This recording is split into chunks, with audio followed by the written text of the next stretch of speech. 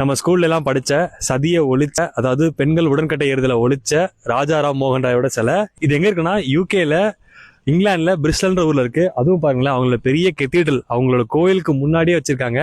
இது மட்டும் கிடையாது, இவரோட கல்லறையும் இங்கதான் இருக்கு. இந்தியாவின் மறுமலர்ச்சியின் தந்தை, father of modern India, father of Indian renaissance. பெண்கள் உரிமைக்கு அவ்வளோ போராடி இருக்காரு. இந்த பிரிட்டிஷ் எஜுகேஷன் நம்ம இந்தியாவுக்கு வந்ததுக்கு முக்கியமான காரணமும் இவர் தான்.